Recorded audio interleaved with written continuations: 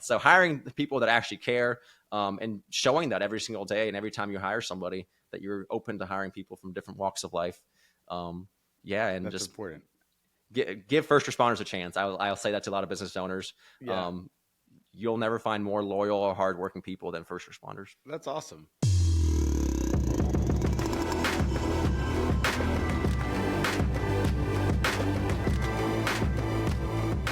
Guys, I'm so excited to have my friend Colin from Recruiting Heroes on. Colin, welcome to the 2448. Thanks so much for having me. I can't wait to get into this. Yeah, absolutely. So kick us off. I think, our guests oftentimes are first responders that start businesses or that have businesses while they're working in public safety. And your business, Recruiting Heroes, is actually a business that helps first responders find gainful employment in post first responder type roles, right? That's right. Yeah. So I was actually a deputy sheriff in Loudoun County of Virginia for about 8 years. And I left last year. And then during my transition out of law enforcement, I started realizing how few resources there really are for veterans, for first responders that want to go to the private sector. How did you how did you kind of get into thinking like, what was I thinking? Like, why did you make that transition? Like, did you love law enforcement? It was the best thing in the world. And you looked at like, hey, I want to start a recruiting company, or was it like, hey, I'm just looking for something to do? And yeah, so it came up. So I love law enforcement. It was amazing. I did patrol, day shift, night shift, and then I got into recruiting, and I loved that as well. And then after about 8 years, I started realizing I wanted to try something outside of law enforcement. I've kind of been there, done that. The national narrative around law enforcement kind of took a toll on everybody and kind of took a toll on me as well. So I actually left to go into the tech industry as a recruiter. And at the same time, started this business as a side business. It was supposed to just be a side gig, nothing serious. And then it snowballed on me like crazy. And this is where I am today. That's so interesting. So when you became a police officer, did you think that the law enforcement track was like, that was the place you were called to be for your whole life? Or was it something that you kind of wanted to use as a stepping stone and go somewhere with? A little bit of both. So I was trying to decide between law enforcement and military when I first got to college. Ended up deciding to go to local law enforcement route. And the first plan was to go to the FBI when I was done. That's kind of every young guy's dream, is do local law enforcement for a few years and then become a Fed. But then I fell in love with local law enforcement. I loved being able to serve my actual community. I live in Loudoun, so actually protecting the citizens where I live and work was amazing. And it was just cool. Meant to be. And I knew I couldn't have a desk job. I knew I couldn't sit behind a desk. And just getting into this field, it was just perfect. That's awesome. It was amazing. Are there folks in your family that are police officers or in public safety at all? Not at all. I'm literally the first one. My grandfather was in the Army, but besides that, no one in my family has been in the military, been in law enforcement. So I was kind of the first one, and that was kind of a shock for my mom for sure, that making that transition to law enforcement. Even though Loudoun County is really safe, it freaked her out. And I promised her I had to text her every morning at 4 a.m. when I got home. She expected a message from me. That way, when she woke up, she knew I was okay. That's so funny. What did you study in school? So I studied political science and also German, actually. So I got a double major. So I went to Christopher Newport University to play soccer. Oh, yeah. And I'm originally from Germany. So I took the German side and then also political science side. I wanted to do criminal justice, but my college didn't have it. So I did that instead, but never took a business class, never got a degree in business, have no business background. So this was a total 180 for me for sure. That's so interesting. And what was it about law enforcement that was like, that called you, or what did you think about when you were choosing your route that was kind of the thing? Because so many of our audience are firefighters. And so it's kind of a cheesy answer, of course. I wanted to help people, of course. That was definitely a main part of it, but I love the idea of not being in an office. I love the idea that every day was going to be a little different. One day I could respond to a parking violation. The next day I could respond to a homicide. And I love the variety of that. The idea of driving a car pretty fast too was awesome. And then getting to firearms was pretty neat as well. So there were times during my career I was like, I can't believe I'm getting paid for this. I'm driving 110 miles an hour to a stabbing and I'm getting paid to do this. Like, this is pretty cool. But then, yes, it was awesome. Have you ever worked in other segments? Like, have you ever worked on an ambulance or a fire truck, or has it always been law enforcement? No, only been in law enforcement. I have one of my best man for my wedding was a firefighter for a long time. He was in Fairfax City and then also in Washington, D.C. as a firefighter. Oh, yeah. And just moved down south. So now he's trying to figure out what's next for him. But so I heard a lot of stories from him, and obviously worked closely with a lot of firefighters and a lot of calls. And I always loved the firefighters I worked with. I know law enforcement firefighters have that clash sometimes, or like to give each other a hard time. There's only one real first responder. Everybody else just gets there to do traffic. It's fine. Oh yeah, that's right. Whatever. I'm kidding. That's awesome. Well, that's cool. I always wonder because I'm not I would get shot day one as a police officer. Like, there's no way because I'd be like, "Hey, give me all your drugs." Oh, okay. Or you can have my handgun, and I'll just go back to the station and quit. Like, there's just Right. no. I'm so non-confrontational. But I think about like people that get into public safety still have like this. There's certain traits that are ingrained in the people that do public safety, whether it's fire, it's ambulance, or it's law enforcement. There is something there, and there's some unique ties that I think sets you up well in the business world, where those experiences and the business experiences can kind of merge at some point and kind of position you for the future. Absolutely. I'm curious, can you talk a little bit about what your experience has been as you've navigated a public safety career and thought about business? What did you wonder about before you started your business as a public servant, thinking about getting into business or looking forward into business? Yeah, absolutely. So obviously the direct work I was doing had nothing to do with business at all, as far as like what it takes to run a business. But I think, like you said, a lot of the qualities that you kind of learn as a first responder really transition well.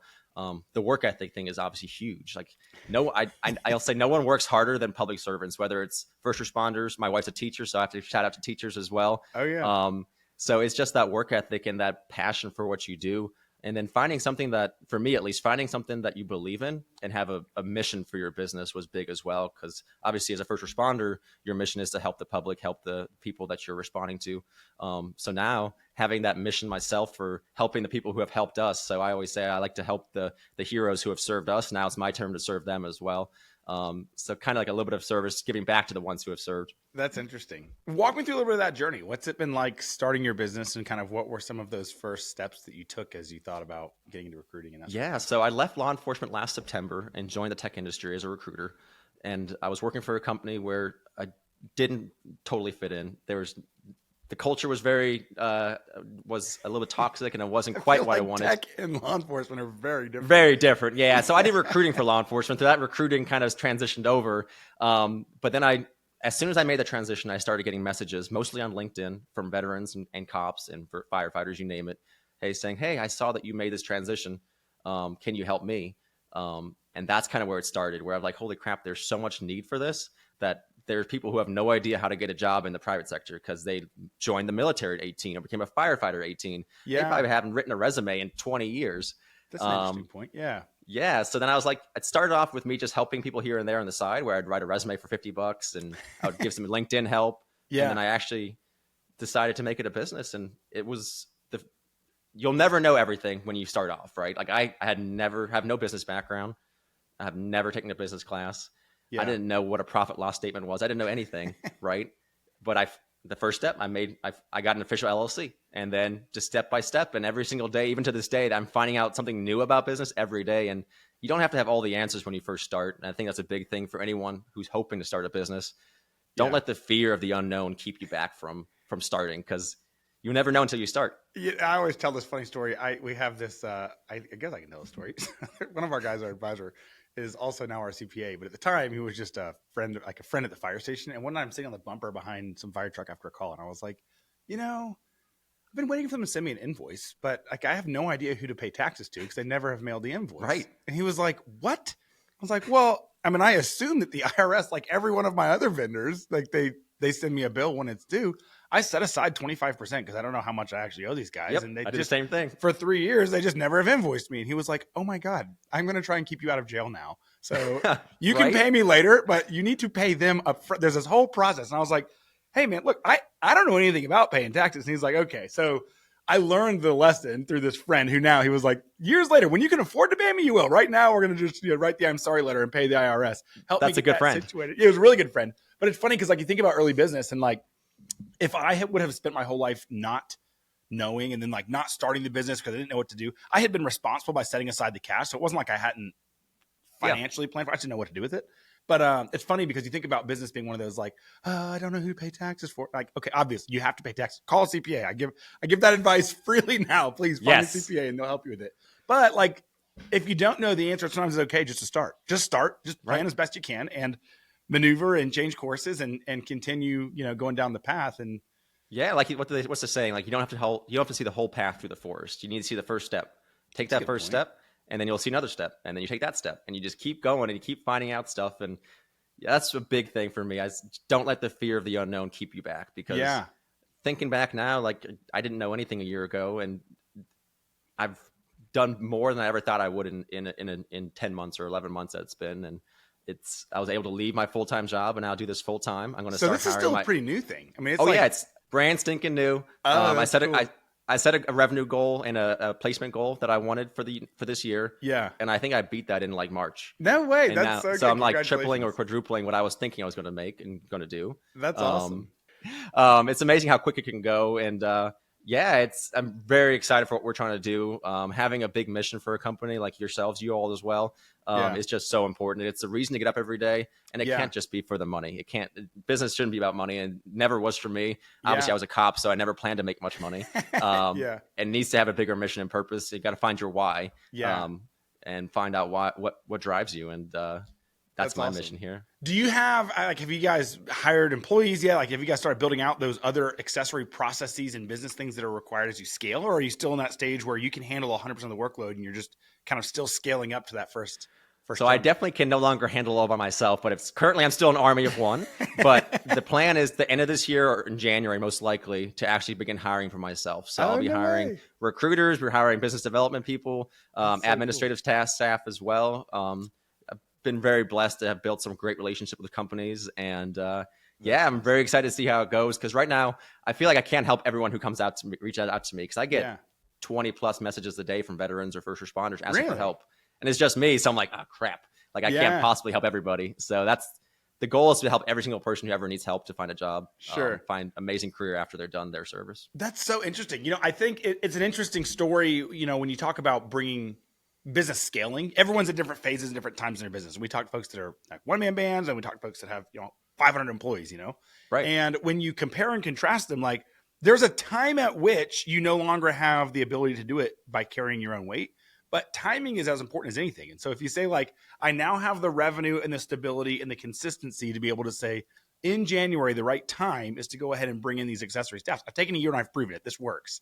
Then it's I really like to hear that as an emerging startup business. It's like, that's important. Knowing when it's time to strike and knowing when it's time to build. Those are two, push and pull that have to happen. You don't want to do it too soon. You don't want to bring on staff before you're ready, because then you could be in a situation where you go under. But you also don't want to wait too long. And for me, it's been a little bit of both, where I probably have been ready for at least 2 or 3 months where I could hire staff, but I'm a little bit more on the conservative side of things. But I want to make sure I don't let the fear of the unknown again hold me back. I've never hired someone before. Like, how are you? Walk me through you've never, it's so funny. You've never hired someone before, but you help others hire people. Never hired someone for me. And like being responsible for someone's like income, right? Like they'll use this income to feed their families, to go on vacations. And that's a big responsibility. Especially if someone wants to leave, let's say they want to leave law enforcement to join my company, or leave the fire department to join my company. That's like having someone leave a career for me is a huge responsibility that I take super seriously too. It's funny, you can be an expert in the mechanics of that transaction and still have the weight of like, okay, but now they're working for me. I'm not helping them go work for someone else. Like, they're working for me now. That's exactly right. It's definitely a very different dynamic, but that's how you start building processes, start scaling the business. And that's what I'm super excited about, because there's only so much I can do in 24 hours, right? But if there's 3 of me or 3 people, all of a sudden we can 3x, 5x, 10x what we're doing. And that's where I get really excited. That's awesome. I want to know a little more about the psychology or the psyche of the people that you help, like the ones that call and reach out. What are they reaching out for, and why are they like? Is there an exodus from public safety occurring, or are there people that are looking at the business world and viewing some, like, why do they reach out? What's your ethos of like daily operation look like? Yeah, it's just a little bit of both. I think I definitely get the guys and gals who've done 20, 25, 30 years and are retiring and leaving. But I'm also seeing a lot of young folks wanting to get out of law enforcement, first responder, military as well. So it is a little sad, because I see people who are like, man, you're an awesome dude. Like you're a kick-ass guy, and you're leaving this profession. And it's a little really sad to use see someone like you in the profession, It's like, shoot. Yeah. So it's a little bit of both. And they come to me because, unfortunately, a lot of departments don't do a lot to help their staff transition out, because it doesn't really benefit them to help their people find other jobs. But then we have people that have never written a resume before, have never sat for an interview besides a background investigation, have never had to apply for jobs before besides public safety. And it's a huge transition for them, and it's scary for them, and they don't even know where to begin. And another thing is, a lot of people just don't know how do my skills that I acquired as a firefighter, as a cop, as an EMT, how does that transition to the private sector, and how can I sell myself to that? Yeah, talk me through some of that, because I want to be able to share some of that story to our audience, where it's like, how does public service career, whether it's military, fire, police, EMS, whatever, like how does that translate to the business world? Because I have experienced it from a business owner's perspective, but I've never worked for anybody except, ironically, at our local county EMS. So what's that look like? Yeah, it's a big part about showing the skills that you've acquired. You know, you don't just think that you learn how to handle a robbery. You know, you learned how to be cool under pressure. You learned work ethic. You learned report writing. You learned critical thinking. These are all skills that are going to be so valuable to an employer. You've learned to work as a team, so you're not going to be some guy who just goes on his own and does his own shit. You can come in and actually work and join a team, show your loyalty, show your hard work. And you can learn new skills. That's a thing too, that you're teachable. You've learned how to do X, Y, and Z in the fire department. They can teach you how to do the technical stuff or whatever skills you have. That's interesting. I found a lot of companies value a person's character and what they stand for and how they hold themselves more than just what they know. I think that's super important as well. Is that something that when you look at your customers, I guess it's probably a two-edged question. One, who is your customer the first responder looking to make an exit, or is it the company looking to make a hire, or is it both? Yeah, it's both. So I have two sides of the business. So I have I find companies across the country, and I tell them what I'm trying to do. So these are companies I work with are ones that want to hire veterans. And I think you and I connected that way. I got a that's message right. like, yeah, hey, exactly. I help people hire heroes. I'm like, well, right. That's exactly what we look for.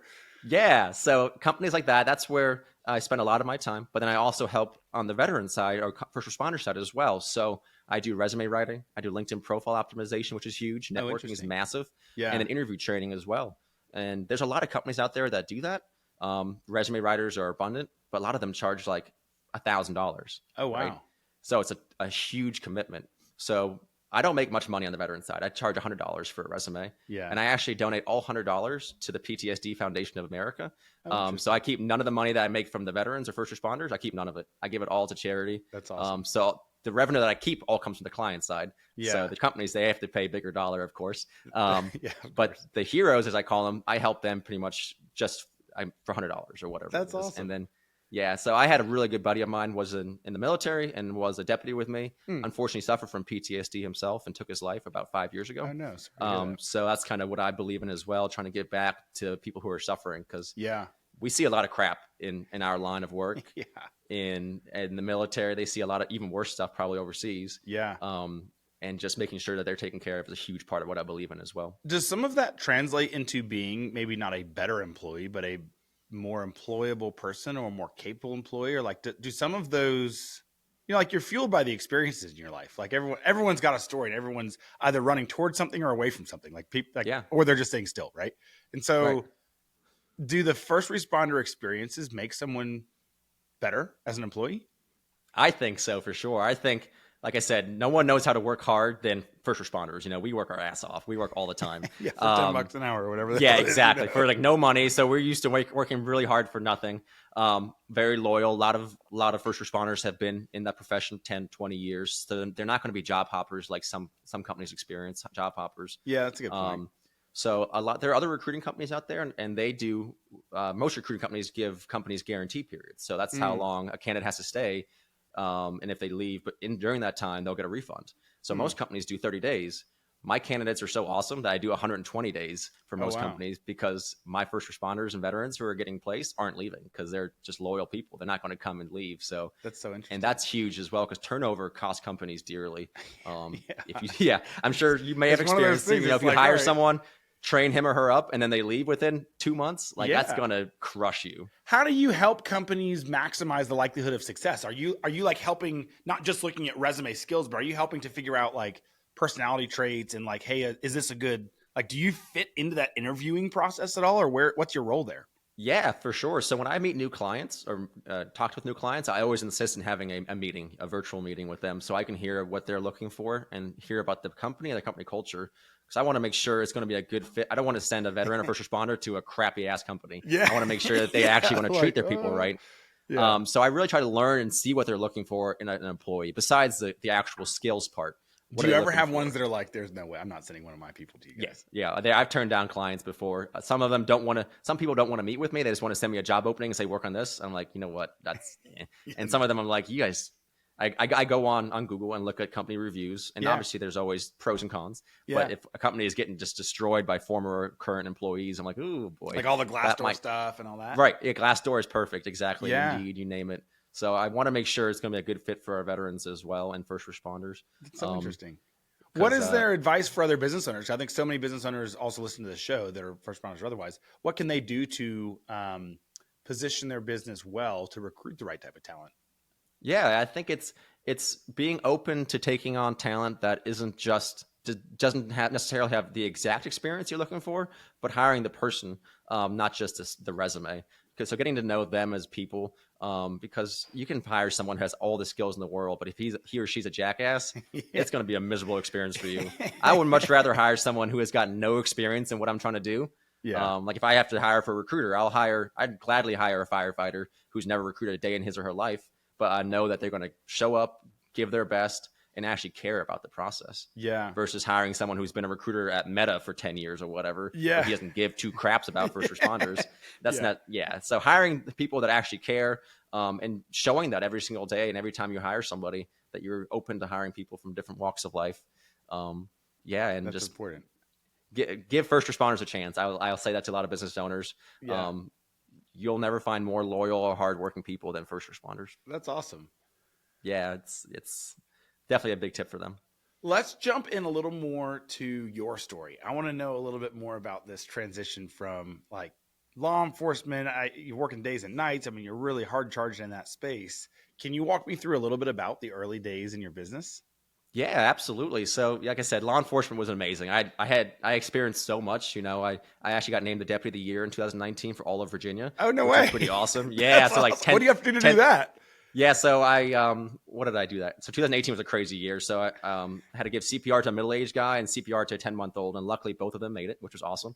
No way, that's awesome. So that was pretty cool, yeah. And then I had to work with a few businesses that were having some alcohol abuse problems and make a solution to try to make sure that they didn't get shut down and that the business could keep doing well. And the place is called One Loudon in Ashburn, and it was just a giant mess where there'd be drunk people everywhere. So I kind of had to clean that place up a little bit as well. So it was congratulations! Cool. I didn't realize that. That's pretty cool. Yeah, it was. Our sheriff and command staff every morning have an 8:30 meeting. That's called. And one day I get called by the colonel, the second in command guy, to come to the meeting. I was like, oh crap! Yeah, what did I do? I messed up big time. And then I'm sitting there and they tell me what I wanted, and I was just blown away. I got a chance to meet some senators, got a chance to meet the governor, and it was just pretty cool. Yeah, it was a pretty cool experience. That's awesome. So I feel like that'd be like the height of a career. And then like, as you're making a transition out, what was the motivator? Like, why did you decide, hey, this is great. I've just done this great thing. I've got this momentum behind me. I feel like you'd be well poised for a career play in law enforcement with that kind of backing. What was changing? I don't know. So that was in 2019, and then I got promoted to sergeant, which is of course awesome. I was one of the youngest sergeants like in the agency. That's and got put in charge of recruiting and background investigations. And I was there. Yeah, so that's where I fell in love with recruiting. And I was there during the start of COVID and during the George Floyd era. So I always kind of joke, if I can recruit for law enforcement during that shitty time, I can recruit for anything. Yeah, exactly. My little brother is a police officer in DC at MPD, and he just and he started like right before, like he's probably been on, I don't know, 5 years now or something like that. Okay. But he was like got on, and then like a couple months in, his patrol car was getting stolen and torched, and like they're out getting fight. He's like, what in the hell? Like. Yeah, it was tough time. It definitely took a toll on me as well. That national narrative towards it, and then during law enforcement and probably other first responder worlds as well. You kind of, if you do really well, you kind of get rewarded with more work and more work. So it just kind of, at some point, I don't even know exactly if there was one moment or if it was just accumulation. I kind of just knew inside me that I love the profession and I just wasn't fully in it anymore. Yeah, and interesting. That job is just so important that if I started feeling that way, I was like, that probably means I need to move on. Yeah. How did your command staff feel, or how did they support you or not support you in that process? They were definitely surprised and I think disappointed that I was leaving. But they were also very understanding as well and said I would be welcome back anytime. So I didn't know I had a fallback. I could come back. Yeah, that's good. Always leave on as good of terms as you start with, right? Like you want to. Oh yeah, never burn a bridge. Like I mentioned, the tech company I worked for before I went solo, I didn't enjoy, but I left on great terms. Yeah. You never know when you could need someone in the future. Yeah. And just don't be a shitbag, right? Be a good person and just love be the nice candor, to people. yeah. Like just be nice. So, but yeah, so that transition, I went into the tech industry as a recruiter, and it was weird. It was bizarre getting out of law enforcement. I remember the first 2 weeks or so, I didn't really think about it. And then one day I was getting ready for work, putting on my shirt and tie on. And then I went to reach for my gun belt. And I was like, wait a second. Like, I didn't even think about it. And they were just like, it's not Can you there imagine anymore. showing up to a tech company strapped? They would lose their mind. Yeah, exactly. But I had just put the gun belt on for 8 years and never, like, it just gets a habit where you don't even think about it. Yeah. And then I reached for it. Obviously, it wasn't there anymore. And I was like, oh, wow, and it was bizarre. It was like 3 or 4 weeks actually after I left. So it was just, I hadn't done it for those 3 or 4 weeks. And out of nowhere, I just went to grab for it. That's so funny. And then hearing stories from guys and gals who are still in it and hearing what they're going through and everything still made me feel like, oh man, I miss it a lot. Yeah. I knew I didn't want to go back, but I missed the service feeling. Yeah. It's this tangential tie, right? I mean, right. I tell people every day in our business, I'm a volunteer firefighter in town now. I don't work in it anymore. I just play it. I guess I do work part-time, but basically play in it. But it's like, I work full-time in the fire truck industry, which is tangential to what we do. I mean, it's like we're talking to first responders and people that are doing this job every single day, and I'm like in the lives of the people in the community, and it's a cool thing. And I can do it part-time, luckily, here in town. But it is funny because like so many people that leave, then they're like, I miss it, but I also don't really like I don't want to be in it anymore. And so there's this back and forth. I think it's an interesting play that you made where it's like, yeah, I miss it, but I can now support these people better from outside the industry than I could from inside. Right.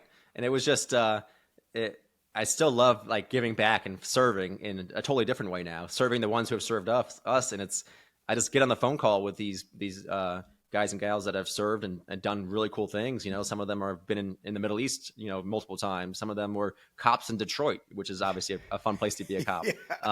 And just hearing their stories was just so much fun. Because when I was in the tech industry for the few months I was there, I would be talking to candidates that I just didn't like connect with, right? They would be haggling about whether they get paid $150 an hour or $155 an hour. And I was like, oh my God. Yeah.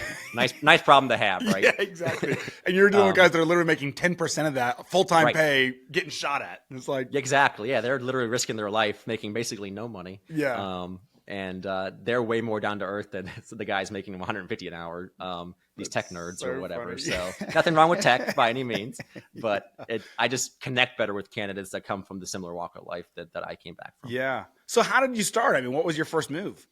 Yeah. So I thought about it for a long time and kept thinking that this would be so cool. This would be really awesome. And it's a funny story. I was actually at the grocery store and I met a CFO of a company. And we just started, I don't know how we started talking. We just started chit-chatting. And he told me about how he needed to hire this person for a certain role. And I told him the company I worked for. And I ended up bringing him in and getting a contract signed. I then found the candidate for him and placed the candidate. And I made my company like $25,000, let's say. Yeah. And I got like a $500 commission check. Like, and I literally did everything. I did everything from finding the client to finding the candidate to placing it. And then I was like, you know what? This is crazy. Like, why am I doing this? And then at the same time, again, the veterans and first responders were reaching out to me. And I was like, you know what? Let me just start a business. Let me get my LLC. So I signed $100 for Virginia to just file it. And that was the first step. How did you know where to do that? Did you just Google it? Just Google it. It's amazing. So if you're thinking about starting a business, you can YouTube stuff, you can Google stuff, and there's so much out there. It's incredible. There's so many people that are happy to share their experiences that there's really not knowing is not really an excuse anymore because you can easily find out. So I just did that. I then went on GoDaddy and made my website, and I had no background making websites, and I think it looks pretty nice. I'll probably eventually hire someone to do it professionally, but it just, again, it was step by step where make an LLC, make a website, start making contracts, get them, look at a lawyer, look it over. Yeah. And then slowly just start reaching out to companies and reaching out to veterans and first responders. And it went quicker than I thought. I thought it would be months and months before I got any kind of traction. Yeah. And then it just snowballed. And all of a sudden I was like, wow, I'm making more here than I ever did in my entire life. Yeah. And I'm working for myself. And that's just the best people. feeling. Yeah. And helping people. Exactly. And that's the best part of it. Yeah. Hearing people that are like, they write me a month or two after they started with the company saying how happy they are. It's awesome. That's such a cool feeling. Yeah. It's almost like hearing like a story of a ROSC leaving a hospital. Is like you drop them off. You're like, I had a pulse when I got there, but I don't know what happened. And you see them at the grocery store later and you're like, oh, wow, you're exactly. still alive. That's great. Yeah, but every day there's definitely highs and lows. You know, there's going to be times where like, man, this didn't work out, or this isn't working out, or I have no clue what I'm doing, and then like the imposter syndrome almost sets in, where I'm like, I shouldn't be doing this well. Like this is just dumb luck. It's going to stop eventually. That's why I didn't leave my full-time job until this summer. I probably could have left in the spring, but I was just so unsure. I'm going to keep this. I was like, this is crazy. And then my wife actually was a really huge support. So having a spouse that's supportive is massive. Because this was a huge risk for us. You know, she's a teacher, makes no money, obviously. And leaving a company where I was making decent money to do something on my own, again, with no business background, no clue what the hell I was doing.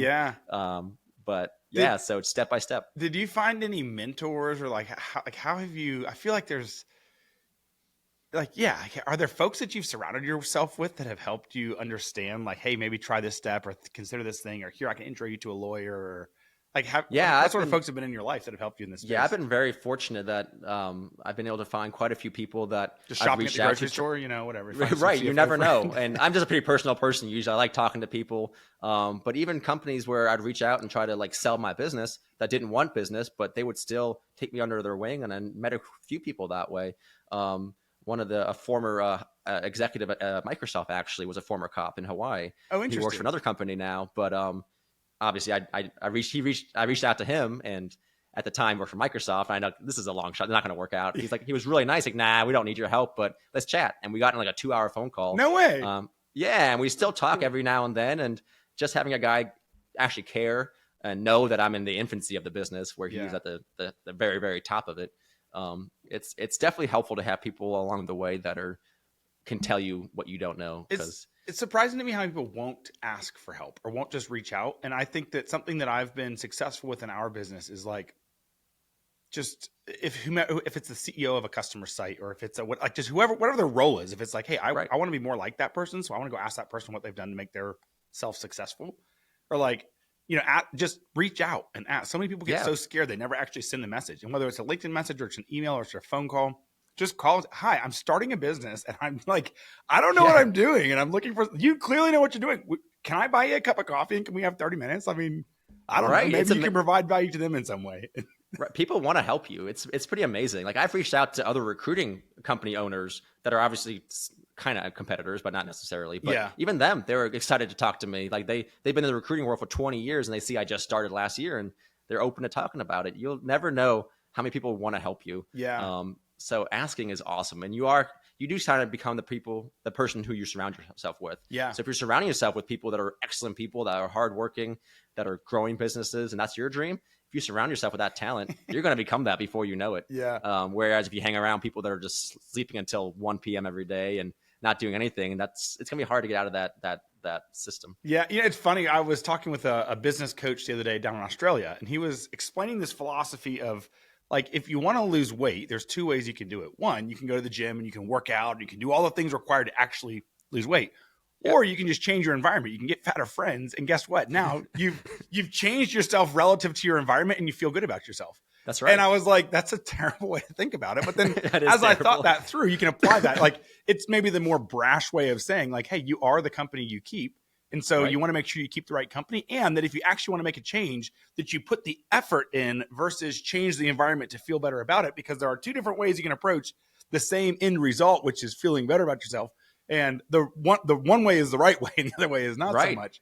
But and really believing in yourself too is huge. I really do believe in the power of manifestation. You know, if you start thinking about what you want to be in life, whether in your career, your personal life, you start believing that not just I can do this, I am going to do this.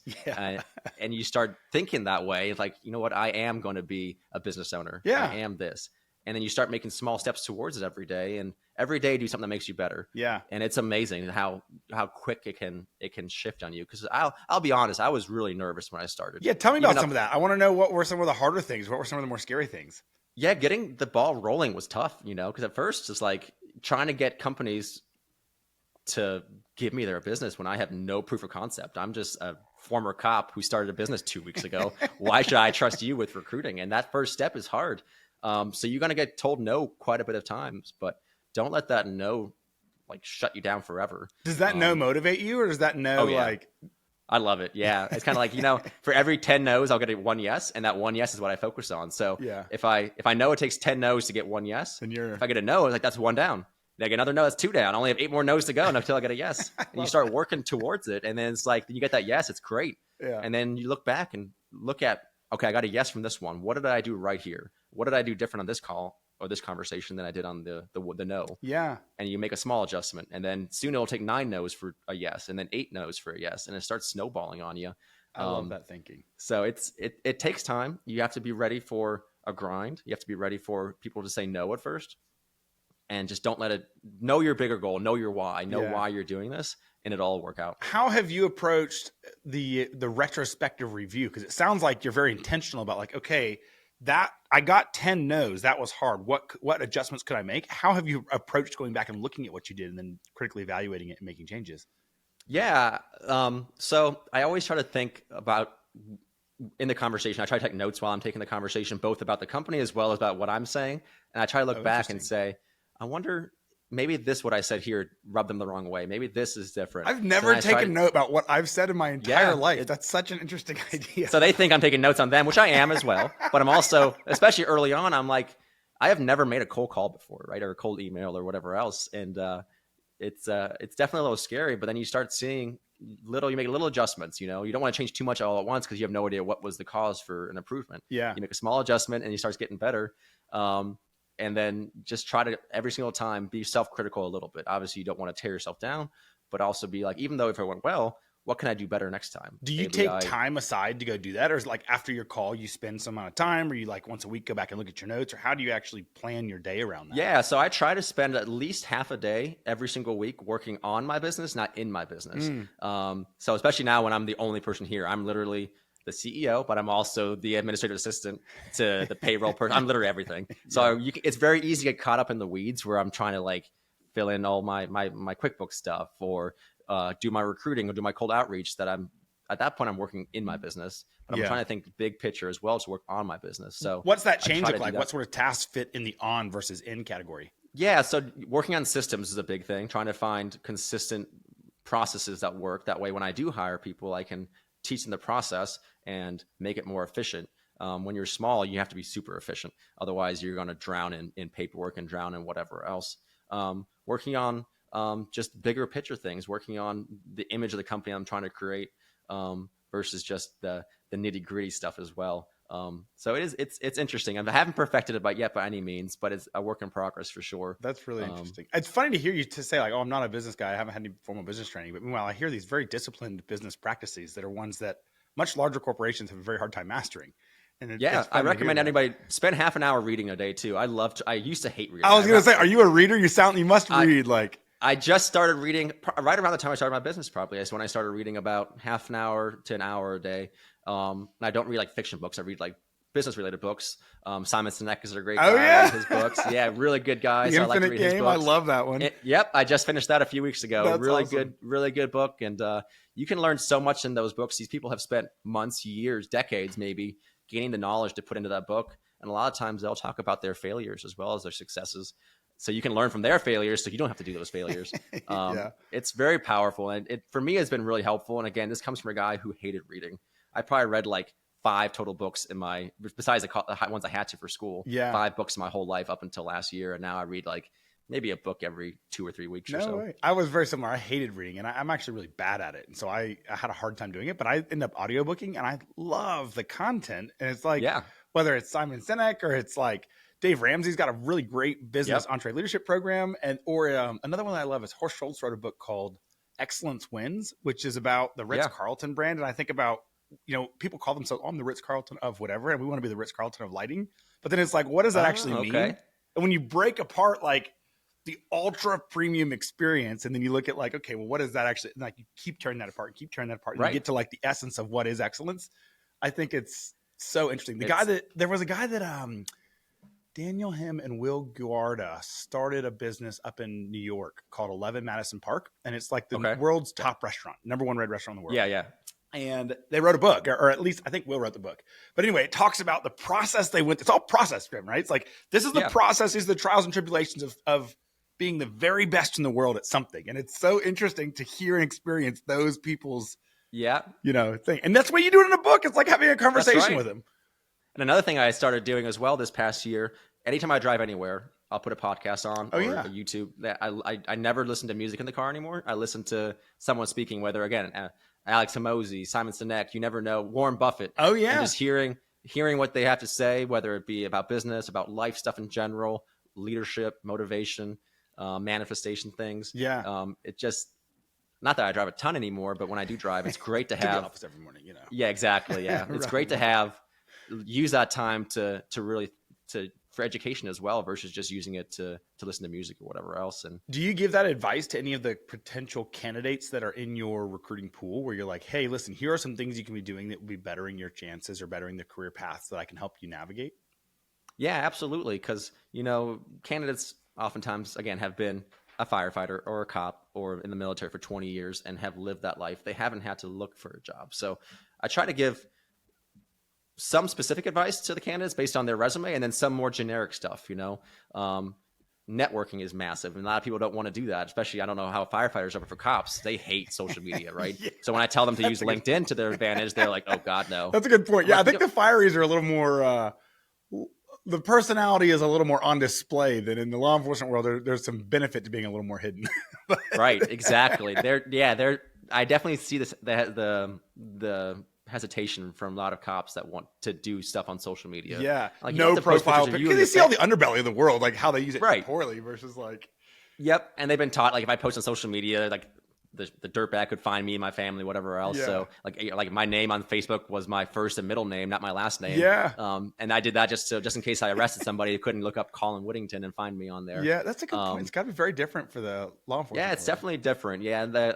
We're not automatically, I think firefighters are oftentimes just loved and admired, as they should be.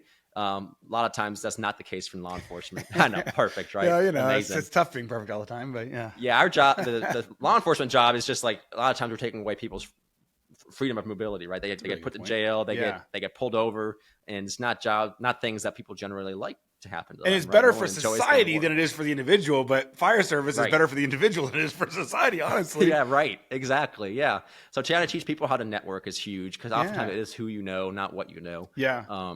That big thing. Making small adjustments to the resume. Some people have 10-page resumes. I look at it and I'm like, oh God. Yeah. Oh geez. I appreciate that you help them refine that, because when I get a 10-page resume, I'm just like, goodbye. Yeah, exactly. And telling people to really focus on, whenever you're looking for a job, tailor your resume, what you're presenting to that job. Don't just have one blanket resume for everything, because if you're applying for one role versus another role, the requirements they're looking for might be very different. Oh, that's interesting. I've never even thought of that. Yep. Yeah. So if you're looking, let's say your one job is a security officer job, the one is, I don't know, an engineer job. They're looking for very different kind of people. And never lie on your resume, but you can highlight. If you only have one page to put stuff on, put the right stuff on the page. Right. Exactly. Yeah. But you can start focusing on what that company's looking for. If they mention in their job posting, I call them keywords. If their keywords are saying these things, make sure those keywords are in your resume. And again, don't lie about it, but try to show how you've done at least similar things in your life or in your work experience, versus focusing on something else. So I feel like you're almost a coach as much as anything. It's like, listen, I have this pool of candidates. Some recruiters probably have to go like actively try and find the pool to fish from, but I feel like you almost have a pool, and then you're trying to go find placements. You're almost a placer more than a recruiter. Yeah, exactly. So there's a thing called a reverse recruiter. So recruiters typically work for companies, try to find candidates. Yeah. Reverse recruiting, which I'm starting to explore as well, is kind of taking a candidate and then trying to find the right role for him or her. And it's interesting. It's time consuming and difficult. The job market right now isn't amazing by any means. It can be tough to stand out. Yeah. So it's November of 2023 right now, just because I don't know when this is going to air. And so when you think about the job market changes that are occurring right now, what are you seeing, just for the sake of curiosity? Yeah, it's interesting. So one big thing, I think fully remote jobs are going away. So I see a lot of candidates that are dead set on fully remote roles. It's nice to want that, but your chances of getting it are going to be tough. We tell people you can work from work or work from home as long as you work for someone else. Right, exactly. So they say about 55% of all applications right now are going for remote roles. Really? But only 15% of all the roles out there are remote. Oh, wow. So over half of applications are going towards those 15% of jobs. So you'll look on LinkedIn, if you look at a job, it'll show you how many people are clicking on the job. Yeah. And the remote roles will have like 400, 500 of them.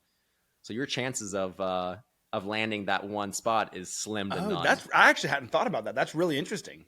Yep, exactly. So be open to on-site, be open to hybrid roles. Yeah. And then it comes in waves. Like for recruiting, for about a year or so, recruiters are getting laid off left, right, and center. Meta, all the big tech companies were laying off recruiters, and now it's kind of shifting to back where they're hiring more for recruiters again. Interesting. So it is interesting. Yeah. So it's always changing a little bit. But yeah, put yourself out there. You never know what job you could land. Some people get scared that I don't have every single thing on the job posting that they're looking for. If you have like 70 or 80% of it, apply for it. Yeah. You never know. Yeah. What's been in your business? How do you stay in touch with those trends that are changing? Like knowing those differences in remote versus on-site, or knowing the difference in like, hey, here's how you keyword optimize or whatever. Like, how do you stay in touch with that market? So a lot of reading, obviously read a lot of books, read a lot of news articles about it. And I spend a lot of time on job boards. So I'm on Indeed and LinkedIn every single day looking at what the job opens are out there. Because that's one way I find clients. You know, if I see a company is looking for a certain role and it's been posted for 3 weeks and it's still open, that's who I reach out to. Like, hey, I see you're looking for this role. I have a candidate that you might be interested in. Let's chat. So that's kind of how I kind of keep a pulse on what's going on, and by no means an expert in every single field, but it's a good way to see what's going on in the market. That's awesome. When you look forward, what's your future look like? What are you going to be doing with Recruiting Heroes, and where's this? I can't wait to see where it goes. There's so much that I could envision it. I think the next big step will be hiring staff myself, hiring recruiters, hiring salespeople that can kind of grow it. Right now, a large percent of the business is the revenue side of things is coming from the companies. So there's my clients. I'd love to kind of grow the candidate side of things as well. Right now, I'm obviously helping where I can, but I'm on one person. Yeah. And it's like writing a resume is super time consuming. It takes like 2 or 3 hours. Yeah. Right. So I'm not like doing a ton of them. Yeah. Is that like some of that reverse recruiting would be very helpful if you like, now I work for the person looking for the ultimate role? Right. Yeah. I would love to make the reverse recruiting a bigger part of the business, because that's where I can actually help a specific veteran or a first responder. Like laser focus. I want to go do this type of thing. Can you go find me the ultimate role? Exactly. And that's been the hardest thing for me to deal with, I guess emotionally, is that I'll get a veteran or a first responder in Boise reach out to me or whatever saying, hey, I need a new job. I'm like, well, I have no clients there. Like, and I try to help as much as I can, but again, like I'm currently one person, so it's only so much I can do for each individual one. Yeah. So I'm very excited to be able to grow my business where we can really give a better candidate experience. Yeah. And help them find their next dream role. So I would love to see that grow. That side of things will be pretty awesome. Do you market on social media or on any of the are you on the places where people? Yeah. So I'm on LinkedIn. I use the most just because it's obviously career focused. So our LinkedIn page is pretty great. I've done some on Instagram and Twitter and Facebook as well. I need to start looking like you all and doing your TikToks and your videos, because you guys are killing it. Well, so I've been following you for a while. So I think that would be really cool as well. You know, I look at companies like Black Rifle. I don't know if you ever had coffee before. Oh yeah. They used to have the funniest videos, and that just made their business boom. And I think it would be a really cool way to do things like that as well. So the social media side, I think, is a powerful tool for companies. Yeah. So I'd love to explore that some more too. Currently, mostly LinkedIn. What's your LinkedIn handle if our audience wants to hear it? Yeah. So it's just Recruiting Heroes LLC. That's perfect. Yep.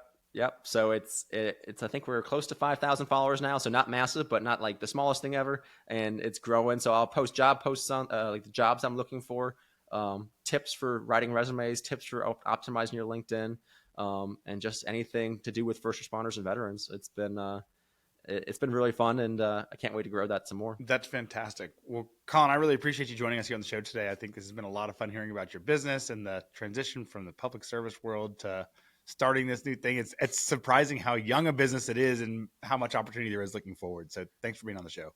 Yeah, thanks for having me. Keep doing what you're doing. I love it. And I'm sure we'll talk again soon. Fantastic. Hey guys, thanks for listening. I hope you enjoyed it and learned something. If you want to be on the show or you know someone who should, head over to the2448.com and submit your business. Don't forget to follow and subscribe and give us a 5-star rating. If you thought it was 4 stars, still give us 5 stars or I will find you. See you next time. Later.